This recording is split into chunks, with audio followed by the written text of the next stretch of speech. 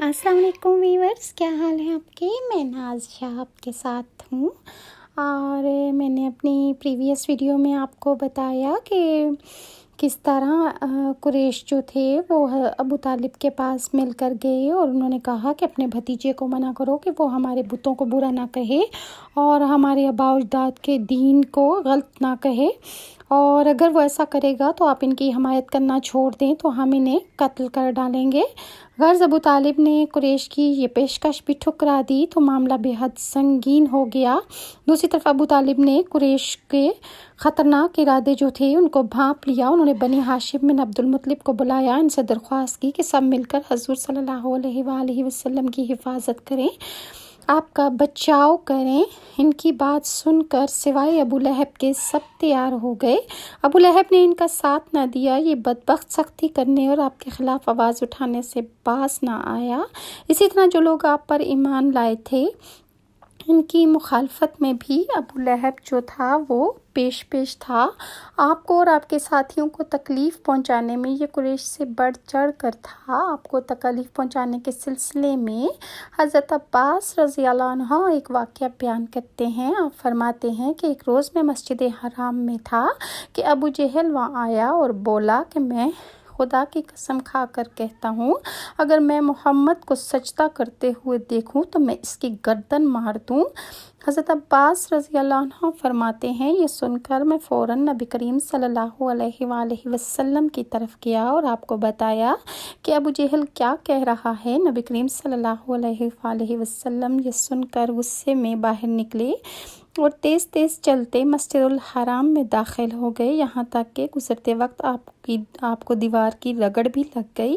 اس وقت آپ سورہ علق کی آیت نمبر 1 اور 2 پڑھ رہے تھے، جس کا ترجمہ ہے، اے پیغمبر آپ اپنے رب کا نام لے کر قرآن پڑھا کیجئے، وہ جس نے مخلوقات کو پیدا کیا، جس نے انہیں خون کے لوتھڑے سے پیدا کیا۔ تلاوت کرتے ہوئے آپ اس سورت کی آیت نمبر 6 تک پہنچ گئے، اور جس کا ترجمہ ہے کہ سچ مچ بے شک کافر آدمی حد سے نکل جاتا ہے، یہاں تک کہ آپ نے سورہ کا آخری حصہ پڑھا جہاں سجدے کی آیت ہے، اور اس کے ساتھ ہی آپ سجدے میں گر گئے۔ اسی وقت کسی نے ابو جہل سے کہا کہ ابو الحکم، یہ محمد سجدے میں پڑے ہیں۔ یہ سنتے ہی ابو جہل فوراً آپ کی طرف بڑھا، آپ کے نزدیک آیا، لیکن پھر اچانک واپس آ گیا۔ لوگوں نے حیران ہو کر پوچھا کہ ابو الحکم کیا ہوا ہے؟ جواب میں اس نے اور زیادہ حیران ہو کر کہا، جو میں دیکھ رہا ہوں کیا تمہیں وہ نظر نہیں آ رہا؟ اس کی بات سن کر لوگ اور زیادہ حیران ہوئے اور بولے کہ ابو الحکم تمہیں کیا نظر آ رہا ہے؟ اس پر ابو جہل نے کہا، مجھے اپنے اور ان کے درمیان آگ کی ایک خندق نظر آ رہی ہے۔ اسی طرح ایک دن ابو جہل نے کہا کہ اے گروہ قریش، جیسا کہ تم دیکھ رہے ہو محمد تمہارے دین میں عیب ڈال رہا ہے اور تمہارے معبودوں کو برا کہہ رہا ہے، تمہاری عقلوں کو خراب بتا رہا ہے اور تمہارے باپ داداؤں کو گالیاں دے رہا ہے۔ اس لیے میں خدا کے سامنے عہد کرتا ہوں کہ کل میں محمد کے لیے اتنا بڑا پتھر لے کر بیٹھوں گا جس کا بوجھ وہ برداشت نہیں کر سکیں گے۔ جو ہی وہ سجدے میں جائیں گے میں وہ پتھر ان کے سر پر دے ماروں گا۔ اس کے بعد تم لوگوں کو اختیار ہے، چاہو تو اس معاملے میں میری مدد کرنا اور مجھے پناہ دینا، چاہو تو مجھے دشمنوں کے حوالے کر دینا، پھر بنی عبد مناف میرا جو بھی حشر کریں۔ یہ سن کر قریش نے کہا کہ اللہ کی قسم، ہم تمہیں کسی قیمت پر دغا نہیں دیں گے، اس کے لیے جو تم کرنا چاہتے ہو اطمینان سے کرو۔ دوسرے دن ابو جہل اپنے پروگرام کے مطابق ایک بہت بھاری پتھر اٹھا لایا اور لگا نبی کریم صلی اللہ علیہ وآلہ وسلم کا انتظار کرنے۔ ادھر نبی کریم صلی اللہ علیہ وآلہ وسلم بھی عادت کے مطابق صبح کی نماز کے بعد وہاں تشریف لے آتے۔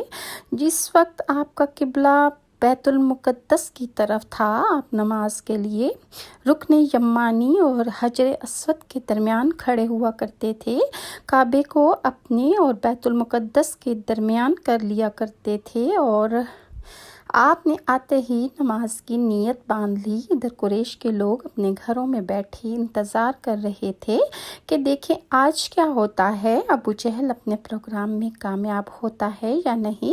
پھر جو ہی آپ سجدے میں گئے، ابو جہل نے پتھر اٹھایا اور آپ کی طرف بڑھنے لگا، پر جیسے ہی وہ آپ کے نزدیک ہوا ایک دم اس پر لرزہ طاری ہو گیا، چہرے کا رنگ اڑ گیا، گھبراہٹ کے عالم میں اس پر کپکپاہٹ طاری ہو گئی اور وہ وہاں سے پیچھے ہٹ آیا۔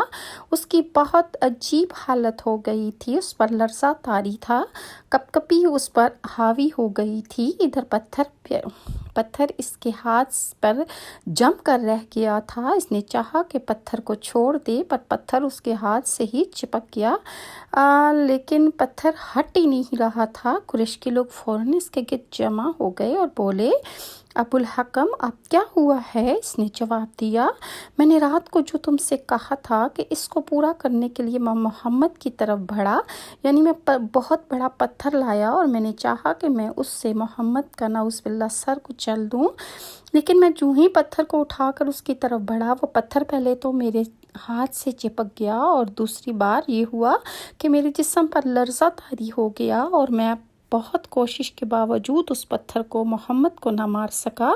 اور اس کے علاوہ بھی میں نے دیکھا کہ ایک جوان اونٹ میرے راستے میں آ گیا ہے، میں نے اس جیسا زبردست اونٹ آج تک نہیں دیکھا، وہ ایک دم میری طرف بڑھا جیسے مجھے کھا جائے گا۔ جب اس واقعے کا ذکر نبی اکرم صلی اللہ علیہ وآلہ وسلم سے کیا گیا تو آپ نے فرمایا وہ جبرائیل علیہ السلام تھے، اگر وہ میرے نزدیک آتا تو وہ ضرور اسے پکڑ لیتے۔ مطلب یہ کہ وہ اونٹ جو اسے نظر آ رہا تھا وہ حضرت جبرائیل علیہ السلام اس حالت میں آ گئے تھے، اور اگر وہ ابو جہل کو گستاخی کی کوشش کرتا تو جبرائیل علیہ السلام اس کا بھی وہی حشر کرتے اور وہ اسے پکڑ لیتے، لیکن اس کی ہمت ہی نہ ہو سکی کہ وہ نبی کریم صلی اللہ علیہ وآلہ وسلم کی طرف بڑھ پاتا۔ ایک روز حضور صلی اللہ علیہ وآلہ وسلم خانہ کعبہ میں نماز پڑھ رہے تھے کہ ابو جہل آپ کے پاس آیا اور بولا کہ میں نے آپ کو اس سے منع نہیں کیا تھا کہ آپ یہاں پر نماز نہ پڑھیں، اور میں سب سے بڑے گروہ والا ہوں۔ اسی وقت اس پر سورہ علق کی آیت نمبر 17-18 نازل ہوئی، جس کا ترجمہ ہے، سو یہ اپنے گروہ کے لوگوں کو بلا لے، اگر اس نے ایسا کیا تو ہم بھی دوزخ کے پیادوں کو بلا لیں گے۔ حضرت ابن عباس فرماتے ہیں کہ اگر ابو جہل اپنے گروہ کو بلاتا تو اللہ تعالیٰ کے عذاب کے فرشتے اسے پکڑ کر تہس نہس کر دیتے۔ اور مزید ابو جہل کی کیا کیا شرارتیں تھی، کیسے کیسے اس نے نبی کریم صلی اللہ علیہ وآلہ وسلم کو ستانے کے پروگرام بنائے، کیسی کیسی اس نے اذیتیں دیں، انشاءاللہ میں آپ کے ساتھ نیکسٹ ویڈیو میں شیئر کروں گی۔ اور اگر ویورز آپ کو میری یہ ویڈیوز اچھی لگتی ہیں تو کائنڈلی لائک اور سبسکرائب ضرور کیا کریں، اور نیکسٹ ویڈیو تک کے لیے ناز کو اجازت دیں۔ اللہ حافظ۔